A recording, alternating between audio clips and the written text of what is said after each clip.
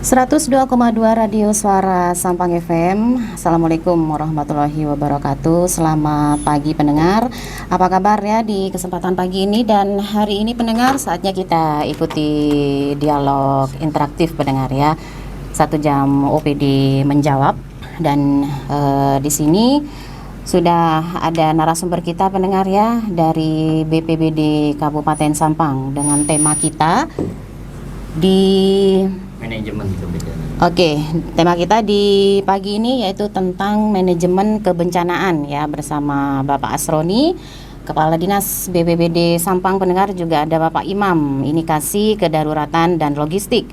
Di season yang kedua kita juga nanti akan ada yang mau bertanya pendengar ya, silahkan bisa hubungi kami di 082 333 906809. Sekali lagi di 082 333 906809. Baik, kita sapa narasumber kita di pagi ini. Selamat pagi Bapak Asroni. Selamat pagi Mbak Ari. Assalamualaikum warahmatullahi wabarakatuh. Apa kabar Pak? Alhamdulillah baik Mbak Ari. Oke, selamat pagi Bapak Imam. Selamat pagi Mbak Ari. Kasih daruratan dan logistik Pak ya. Siap. Oke, mungkin Bapak Asroni bisa menjelaskan Pak ya tentang tema kita, materi kita ya di pagi ini, yaitu tentang manajemen kebencanaan itu apa Pak? Silakan Pak.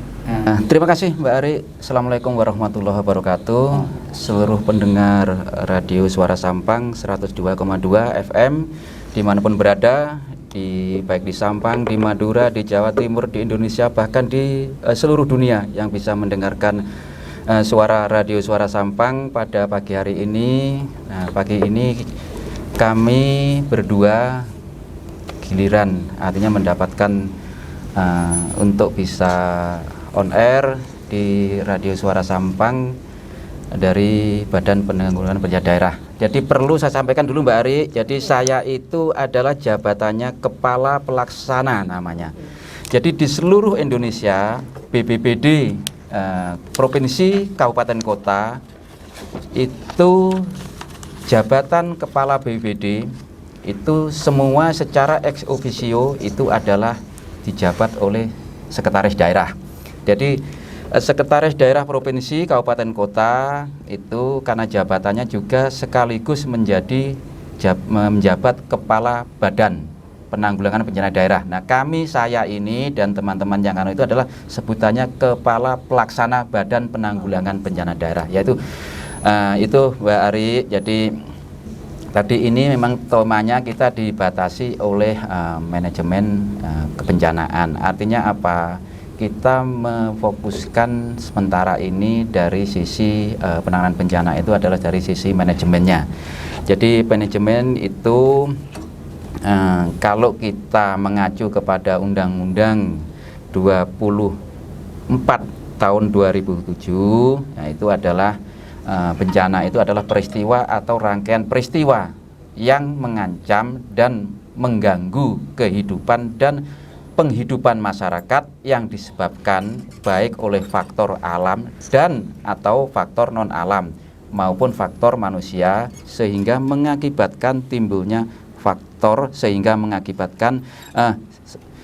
menimbulkan korban jiwa, itu baik manusia, kerusakan lingkungan, kerugian harta benda, dan dampak psikologis. Itu Mbak Ari kalau kita dari sisi mengacu kepada Undang-Undang Nomor 24 tahun 2007. Oke, baik. Untuk jenis-jenis bencana Pak, biasanya di Kabupaten Sampang ini Pak, bencana apa saja Pak biasanya yang terjadi Pak? Ya, terima kasih. Kita memang di Sampang, data terakhir kita, kajian risiko bencana itu di Sampang ini memang potensi ini ada 8 Mbak Ari. Jadi pertama, perlu pendengar Radio Suara Sampang ketahui bahwa risiko bencana yang ada di Kabupaten Sampang itu ada 8 yang memang berdasarkan kajian risiko.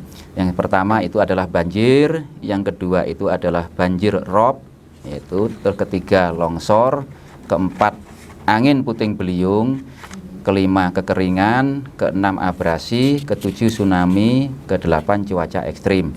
Nah, dari 8 itu Mbak Ari, kita memang kalau kita petakan yang sering terjadi di Sampang itu ada 4. Yang pertama itu adalah banjir, kedua longsor, ketiga angin puting beliung, dan kekeringan. Jadi 4 itu yang paling. Jadi tanpa mengabaikan yang 4 lainnya. Jadi memang yang sering terjadi itu di Sampang ini adalah banjir, longsor, puting beliung, dan kekeringan. Itu Mbak Ari. Oke. Untuk banjir tahunan biasanya ini pasti terjadi Pak ya? Siap. Oke. Gimana Pak untuk banjir tahun ini Pak ya, BPBD untuk menanggapinya Pak? Kita Mbak Ari, jadi perlu pendengar atau masyarakat ketahui memang Sampang ini banjir itu memang sudah hampir pasti setiap tahun itu kalau musim hujan banjir, musim kemarau kekeringan, itu tidak kita pungkiri. Tetapi Bapak Bupati sudah dari awal memerintahkan kepada seluruh jajaran OPD bawahan beliau untuk bersinergi. Nah, kami inilah tiap saat bagaimana kita itu bersinergi dengan OPD, baik OPD yang ada di Sampang maupun OPD provinsi maupun OPD pusat. Itu selalu bagaimana kita paling tidak mengantisipasi atau meminimalkan risiko untuk banjir. Nah, ini sudah kita lakukan di awal. Kita sudah difasilitasi oleh Bapelitbangda. Kita sudah kumpul dengan BBWS yang menangani Sulung Yai Kemuning, Dinas PU Sumber Daya Air Provinsi bersama OPD terkait yang ada di Kabupaten Sampang, yang pada intinya penanganan bencana secara umum sebenarnya ini ada 3 dulu Mbak Ari, biar masyarakat tahu artinya apa. Pra, saat, pasca. Nah, kalau pra itu kita itu adalah yang ada namanya itu pencegahan dan kesiapsiagaan. Kalau saat itu pada saat kita kedaruratan dan logistik. Nah, kebetulan ini saya sudah mengajak kasih kedaruratan logistik si Imam nanti akan menjelaskan bagaimana pada saat kedaruratan, pada saat terjadi. Nah, pada pasca itu ada namanya rehabilitasi rekonstruksi. Nah, dari situlah Mbak Ari kita pasca pra pada saat pencegahan dan kesiapsiagaan itu semua BPBD kita libatkan dan kita koordinasi dengan OPD terkait dengan PUPR. Kita sudah susuri Sungai Kemuning, itu sudah aliran sungainya seperti apa, debit airnya seperti apa, pintu airnya seperti apa, kita sudah sering. Dengan DLH kita sama juga bagaimana pembersihan sampah dengan OPD terkait. Artinya apa? Penanganan bencana tidak bisa ditangani hanya oleh BPBD. Nah, ini harus melibatkan semua unsur yang di kami ini dikenal dengan namanya pentahelik. Jadi unsur semua yang terlibat dengan penanganan bencana itu pentahelik itu ada dari pemerintah ya kami semua, Pak Bupati dan Bawan, itulah kami pemerintah. Unsur swasta itu adalah unsur dunia usaha. Jadi dunia usaha yang itu bisa membantu lewat CSR. Jadi unsur masyarakat, semua masyarakat termasuk tokoh-tokoh masyarakat. Terus yang keempat itu adalah unsur akademisi. Nah, akademisi ini termasuk perguruan tinggi, sekolah-sekolah, dan tidak kalah supportnya dengan kita, terutama yang luar biasa, itu adalah lingkungan pondok pesantren. Nah, pondok pesantren masuk akademisi dan itu luar biasa supportnya ke kita. Nah, terus unsur media itu sangat juga berperan. Nah, masyarakat itu juga kami juga punya mitra yang namanya ada Forum Pengurangan Risiko Bencana FRB. Jadi seluruh namanya terlibat ini unsur itu namanya pentahelik itu di Sampang itu sangat luar biasa kolaborasinya, sinerginya. Ya, terakhir yang kemarin langsung dihadiri oleh Pak Bupati dengan jajaran Forkopimda adalah pembersihan. Diawali oleh pembersihan Sungai Kemuning, ditindaklanjuti oleh pembersihan selokan-selokan yang ada di Sampang. Nah, ini tentunya tidak lain adalah bagaimana mengurangi bencana, utamanya bencana banjir yang memang itu menjadi katakanlah agenda tahunan. Karena dari BPBS sudah menyampaikan bahwa kapasitas Sungai Kemuning itu hanya bisa menampung 50% curah hujan yang ada di Kabupaten Sampang. Itu Mbak Ari. 50% Pak ya? Ya. 50%. Oke, mungkin dari Bapak Imam ya bisa menambahkan Pak, kasih kedaruratan dan logistik Pak ya. Oke, silakan Pak. Terima kasih Mbak Ari. Ini ada beberapa hal yang kami tambahkan sedikit saja.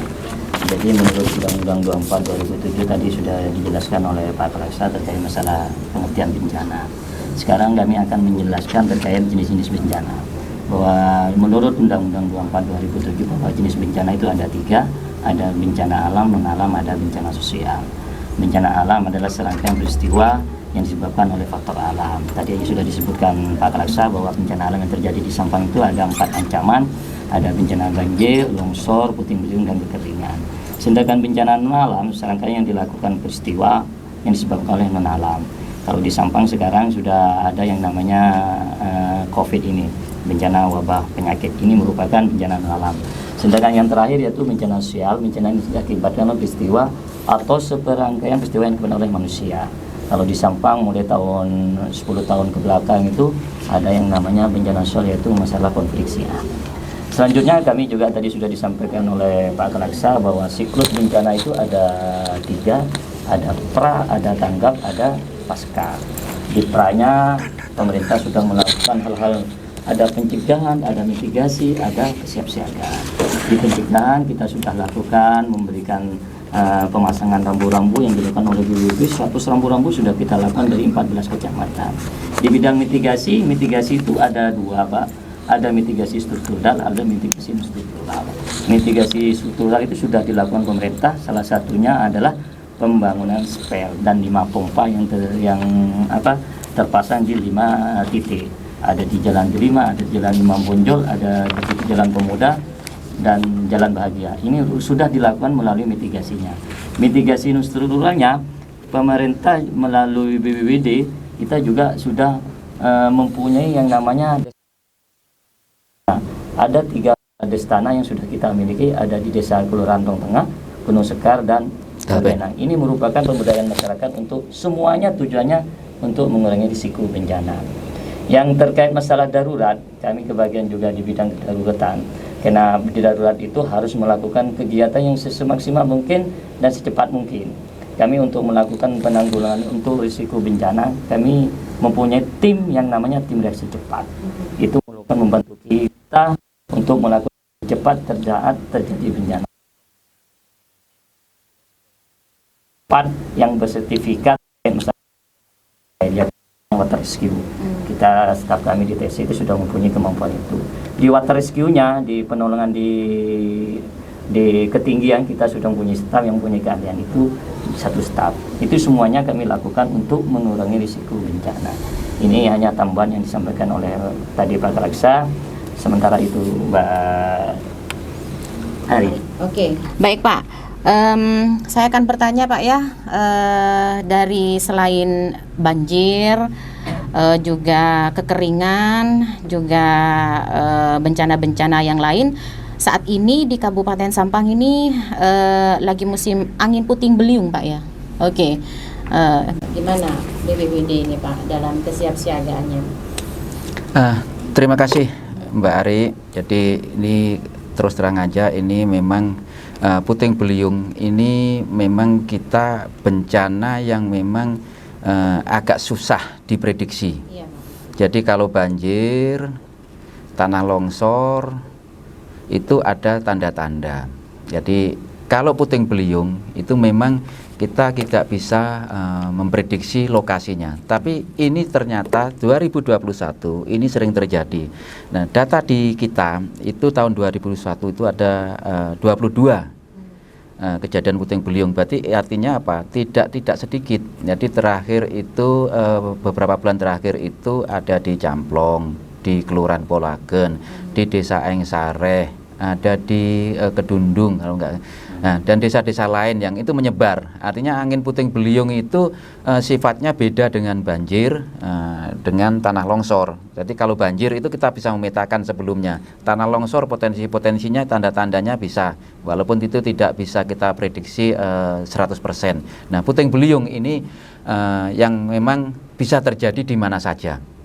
Di daerah yang memang daerah datar, daerah yang memang berbukit, atau daerah yang memang istilahnya di tepi sungai dan sebagainya. Kemarin kejadian di Pangilen itu puting beliung itu pada beberapa kawasan rumah, Mbak Ari, itu yang terjadi itu.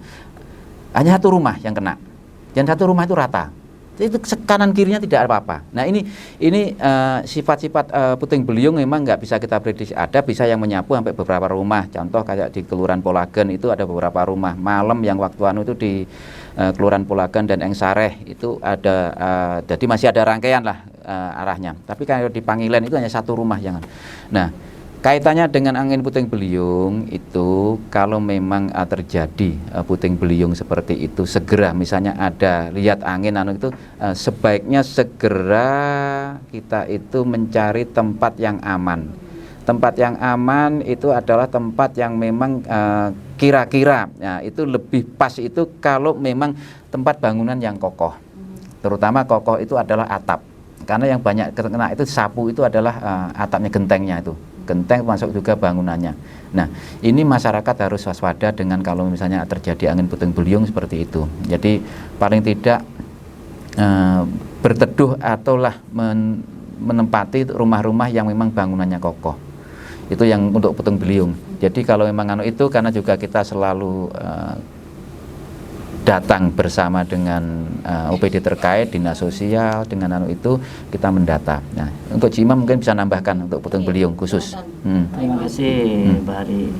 Jadi kami hanya menambahkan sedikit. Memang di saat terjadinya pancaroba dari musim kekeringan ke musim hujan ini banyak kejadian-kejadian yang signifikan. Salah satunya di banjir dan puting beliung yang terjadi di Kabupaten Sampang. Jadi kami jelaskan dari awal bahwasanya terjadinya pancaroba ini di Sampang ini ada 4 ancaman itu tadi. Ada bencana longsor, ada puting beliung, ada kekeringan, dan ada banjir. Nah, di Sampang ini sekarang didominasi oleh 4 itu. Salah satunya sekarang sudah didominasi oleh dengan adanya puting beliung. Puting beliung itu terjadi di saat adanya pancaroba seperti ini, musim hujan yang intensitas tinggi, yang kadang-kadang kita tidak bisa membedakan antara angin kencang dengan angin puting beliung. Kalau di BMKG itu kemarin kami ikut rapat, penjelasannya hanya normatif aja. Memang secara ilmu alam itu belum bisa menjelaskan. Yang paling bisa menjelaskan, kemarin juga ada pertanyaan dari Kepala BPBD Gresik kalau tidak salah. Jadi tidak bisa menjelaskan, cuman perbedaannya hanya sedikit. Jadi kalau angin kencang itu paling dah hanya beberapa rumah yang sifatnya terdampak. Kalau angin puting beliung sifatnya lebih besar, lebih banyak. Nah, itu yang membedakan. Untuk kesiapsiagaan yang dilakukan BPBD, kami dari BPBD tim TRC cepat itu yang kami miliki, kami juga standby 24 jam untuk membantu masyarakat yang sifatnya bukan hanya bencana itu aja. Kami seringkali juga ditelepon oleh masyarakat, ada kambing masuk sumur, kami lakukan. Ya kami karena standby 24, jangankan kambing, kucing masuk ke selokan itu kami lakukan. Karena walau bagaimanapun semampunya kami untuk membantu. Tapi kalau kami tidak mampu bersinergi dengan OPD yang lain, karena walau bagaimanapun bencana itu bukan milik BPBD tapi milik bersama. Nah, kami tidak tahu kalau bencana itu akan terjadi di mana dan kapanpun. Mungkin hanya ini tambahan sedikit, Mas Ari. Oke, baik. Ada pertanyaan Pak ya. Ini Adel di Kemoning. Dalam pengendalian penyakit menular dalam manajemen bencana, terutama tahapan pasca bencana, apakah berkaitan dengan kegiatan pengadaan makanan massal pemenuhan gizi pada korban bencana? Bapak Asroni. Ya, terima kasih. Jadi memang gini, jadi perlu jelaskan Bapak atau Ibu atau Mas Ibu atau Mbak Adel, jadi di Kemoning. Jadi begini. Jadi penyakit menular memang prinsip semua yang berkaitan bencana itu adalah BPBD memang bertanggung jawab. Nah, akhirnya kita pilah. Nah, kaitannya dengan penyakit menular. Nah, karena penyakit menular itu memang itu ada OPD memang yang memang berkompeten. Jadi berkompeten yaitu adalah Dinas Kesehatan. Nah, kami begitu ada kejadian atau ada informasi seperti itu, langsung nanti kami akan koordinasi dengan Dinas Kesehatan. Jadi yang terjadi biasanya kalau itu misalnya pasca banjir ada namanya leptoporosis. Nah, itu kita sampaikan ke Dinas Kesehatan, kita petakan lokasinya ada di mana, nah, nanti Dinas Kesehatan akan mengerahkan kepada jajaran sampai ke tingkat puskesmas. Nah, itu berkaitan dengan logistiknya, misalnya logistik terjadi banjir. Nah, kalau memang itu, nah, namanya ada kita dapur umum. Dapur umum itu yang ada, yang pengampunya adalah Dinas Sosial. Nah, tetap BPBD juga arahnya muaranya.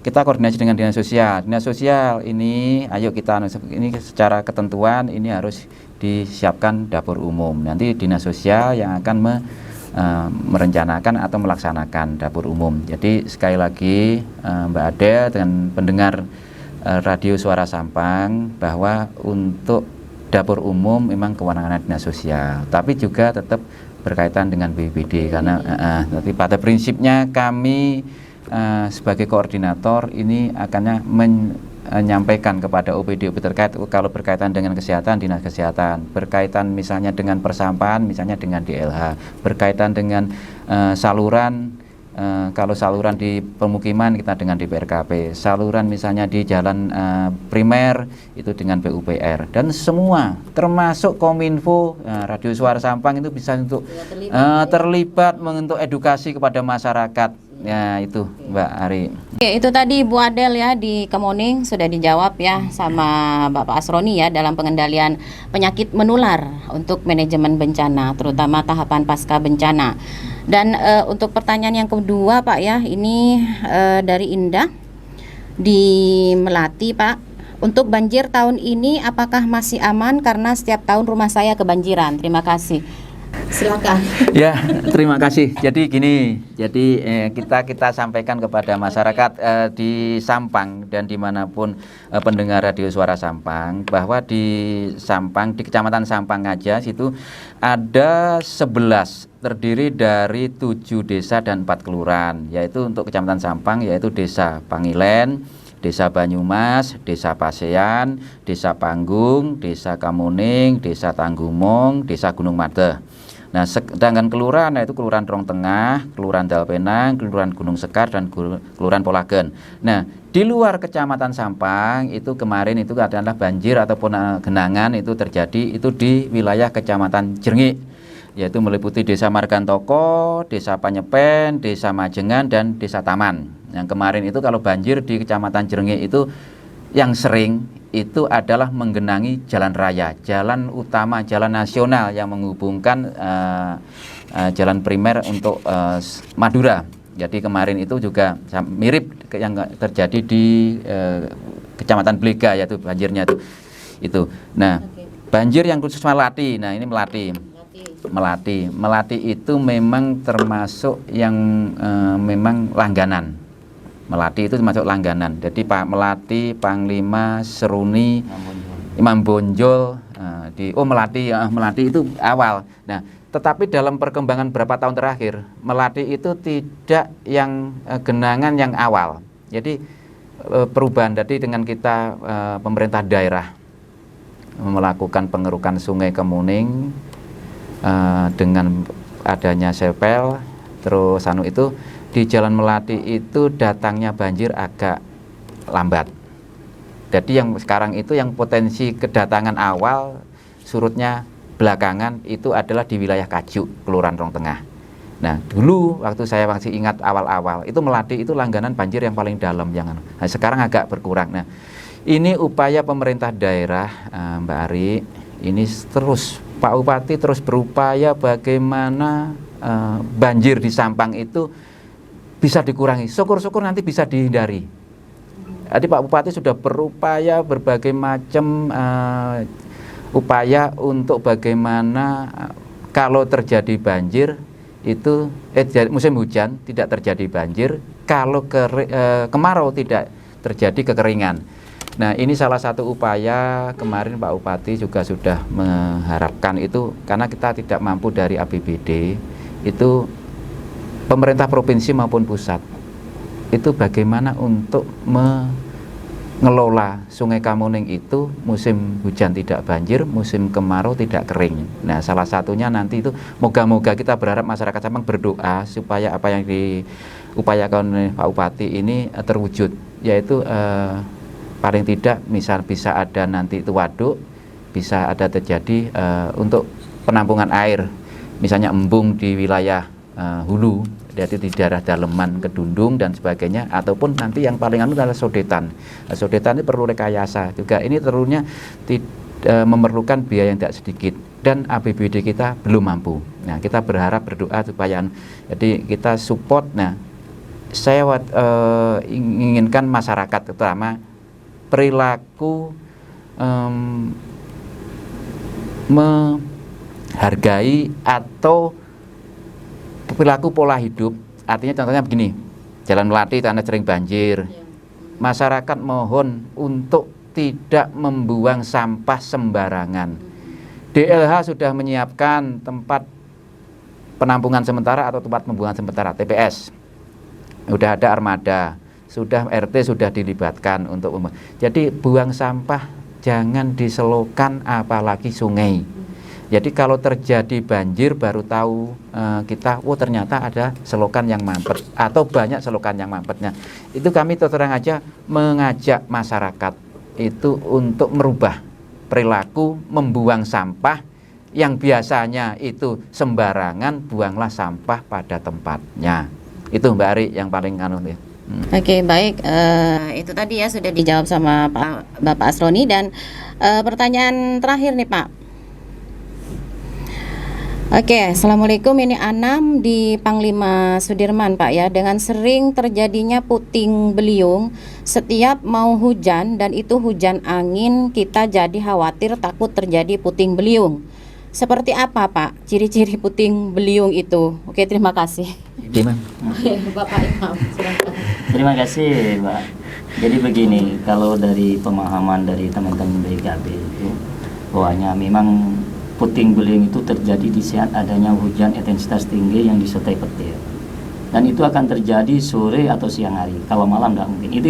Itu apa yang disampaikan oleh pengalaman dari teman-teman BMKB. Jadi teman-teman untuk terkait masalah puting beliung salah satu cirinya seperti itu. Kadang-kadang kita akan terjadi hujan intensitas tinggi disertai petir, insya Allah akan diimbangi dengan akan terjadinya angin puting beliung atau angin kencang. Itu akan terjadi di saat siang hari atau sore hari. Kalau malam hari nggak mungkin. Pak, ini sudah anggap ini sudah apa kami koordinasi dengan yang menangin itu salah satunya dari BMKG itu. Yang kedua kami sampaikan Mbak Adi, saya lupa bahwasanya ini di luar pertanyaan tapi akan saya menyampaikan tambahan dari Pak Kalaksa terkait masalah banjir, bahwa kami dari BPBD itu sudah mempunyai yang namanya alat peringatan dini, yaitu e-warning system. Alat ini penting bagi kami. Di saat ada intensitas hujan tinggi di utara itu, e-warning system akan memberi peringatan. Ada level 1 sampai 7. Ini kami saya sudah sampaikan. Di saat kita sudah level 5, kami akan koordinasi dengan pihak-pihak kelurahan yang yang ada di kecamatan kota. Ini kami sampaikan bahwa di saat level 5 ini sudah e-warning system itu akan sudah melakukan peringatan dini. Jadi kami telepon kepada lurah untuk masalahnya paling tidak mempersiapkan diri atau dalam hal harus sudah siap siaga agar tidak terjadinya banjir. Karena itu merupakan alat kami yang merupakan peringatan yang dimiliki oleh BPBD. Jadi kalau dulu kami tidak mempunyai alat itu sudah tidak bisa memberikan penyampaian peringatan dini kepada masyarakat. Nah, sekarang dengan hanya alat itu terbantu untuk memberikan peringatan ini untuk mencegah terjadinya banjir. Siap. Oke, baik. Dan yang terakhir ya, mungkin ada himbauan dari Bapak Asroni untuk masyarakat Sampang Pak ya, khususnya dalam menangani bencana ini, dan bagaimana BPBD sendiri siap untuk menangani bencana di tahun 2022 Pak ya, yang katanya ekstrim. Gimana Pak? Silahkan.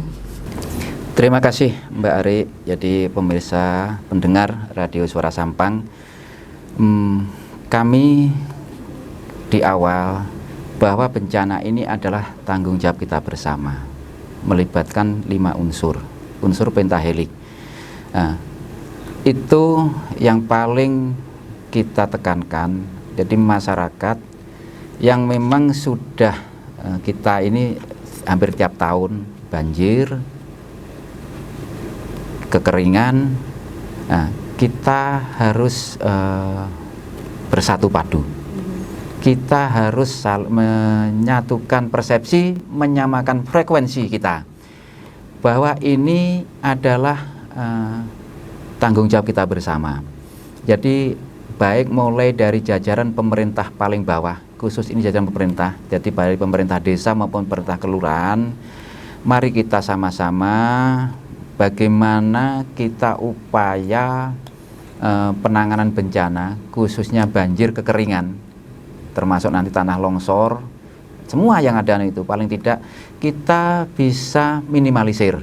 Nah, bisa meminimalisir itu kita mulai dari diri kita. Tentunya mulai dari perilaku. Jadi perilaku hidup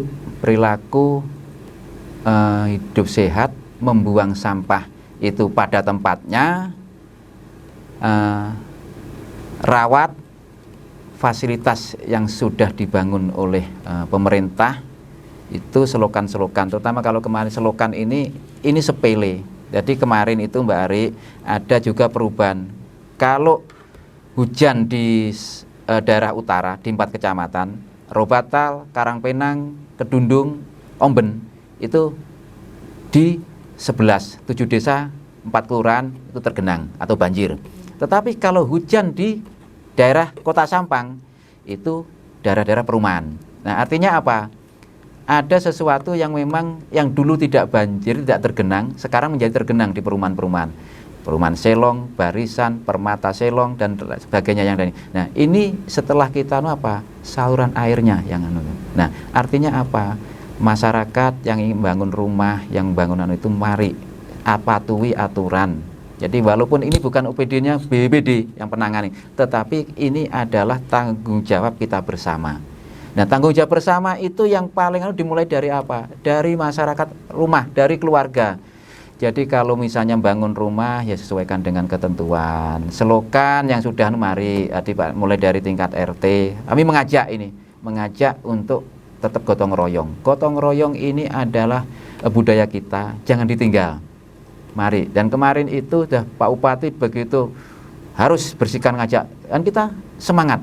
Seluruh OPD, seluruh masyarakat. Nah, saya informasikan juga Mbak Ari, ini nanti dari EPRB, ya EPR Forum Pengurangan Risiko Bencana kita, mitra kita, nanti ini di bulan Januari rencana, insya Allah mungkin terwujud, akan melakukan penanaman pohon 10.000 di daerah hulu. Nah, ini salah satunya upaya, mungkin sekarang dampaknya nggak terasa, tapi nanti sekian tahun ke depan 10.000 pohon ditanam, itu paling tidak resapan air, mengurangi banjir, juga mengurangi longsor. Nah, kalau nanti itu terwujud, tolong masyarakat itu tanaman yang dipelihara. Dipelihara itu ya dipupuk, jangan ditebang, jangan kalau misalnya sudah ini disiram, kalau misalnya kekurangan air. Jadi ini tanggung jawab kita bersama. Jadi kami terus terang sekali lagi Mbak Ari mengajak kepada seluruh masyarakat dimanapun berada yang bisa mendengar dialog hari ini, marilah kita mulai dari sekarang. Penanganan bencana ini adalah tanggung jawab kita bersama. Dimulai dari hal kecil. Jadi kalau membangun rumah ya jangan di daerah tebing yang rawan longsor. Kalau daerah-daerah tebing yang daerah longsor itu ditanami. Jangan bukan kita melarang tidak, karena kan tidak punya, paling tidak antisipasi. Yang sebenarnya mencegah lebih baik daripada mengobati. Jadi kita itu penanganan bencana yang paling kita kedepankan sekarang ini adalah pencegahan dan kesiapsiagaan. Itu yang paling utama Mbak Ari. Kita ada tambahan dari Ci Imam. Terima kasih Mbak Ari, saya hanya menambahkan sedikit sudah banyak yang disampaikan oleh Pak Laksa. Hanya beberapa hal yang kami tambahkan. Yang pertama terkait masalah yang disampaikan Pak Laksa, memang untuk mengurangi ancaman bencana dilakukan mulai dari pencegahan dan kesiapsiagaan. Salah satu tadi sudah disampaikan Pak Laksa, nanti FRB akan melakukan penanaman pohon. Dan kami juga untuk istilahnya memperkuat terkait di lini bawah, kami juga sering dan memberikan edukasi Kami di TK itu sekecamatan kota sudah memberikan edukasi masalah kebencanaan. Ini tujuan kami untuk mencegah terjadinya risiko bencana.